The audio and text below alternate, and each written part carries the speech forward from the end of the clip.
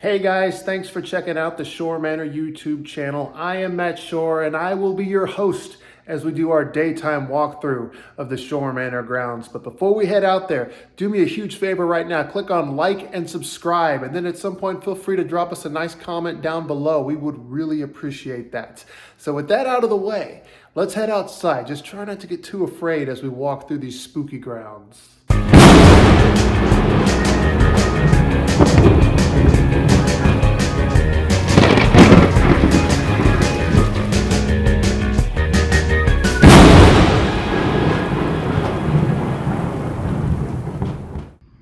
All right, everyone, welcome to the Schorr Manor grounds. This is going to be our daytime walkthrough of our spooky yard haunt.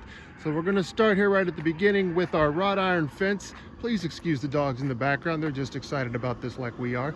But here is our inflatable. We got this guy with a pretty sweet deal.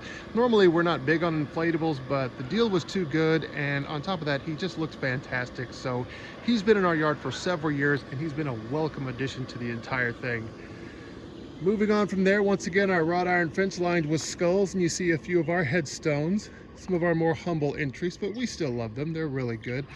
And of course a sign warning everyone, enter at your own risk, because you're going to want to beware of ghosts. But this is the entrance for the path leading up into our haunted yard. First up we have Aragog, a spider that I created myself, almost entirely from scratch. The only part that I didn't make was that skull. The story behind this came from my father-in-law. He had some leftover piping after they pulled up a bunch of his sewer lines, and he asked if I might have any need for them, and I said, you know what? I think I could do something with that. And this was the result. So we have lovingly named this fellow Aragog. And here's his buddy right here, the skeleton. I didn't build him, we just bought him. I wish I could take credit for that. But behind them you can see some more of our headstones. They all look fantastic, and they especially look fantastic at night when they're lit up. Moving on from here, you see our chain link guiding people up the yard.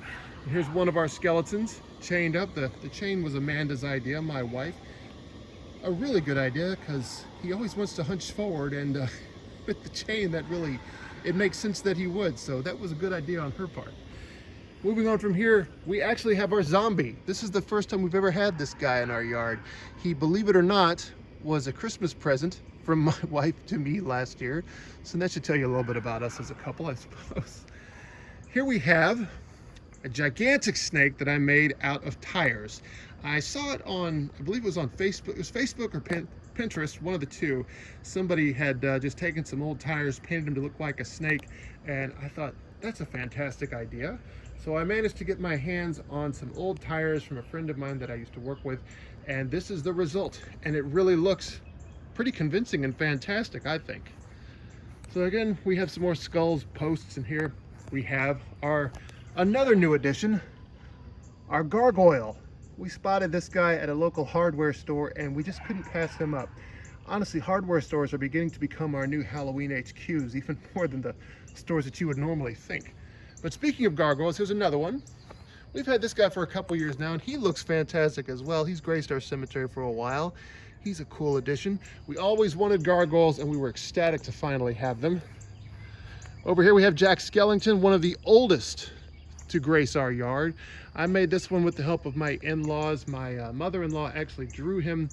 Then my father-in-law and I cut him out, and then I did the paint job. And he is, of course, as the Pumpkin King, surrounded here by all of his servants and minions.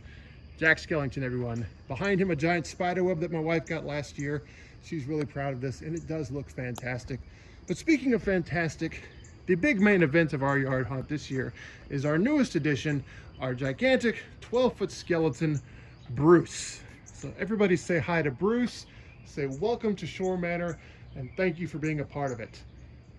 So that concludes this particular walkthrough. Be sure to check back again. I will be sharing a nighttime walkthrough when I think everything looks really fantastic and spooky. But here it is during the day, so everybody can get the best of both worlds. So thanks for checking this out, and of course, happy hunting.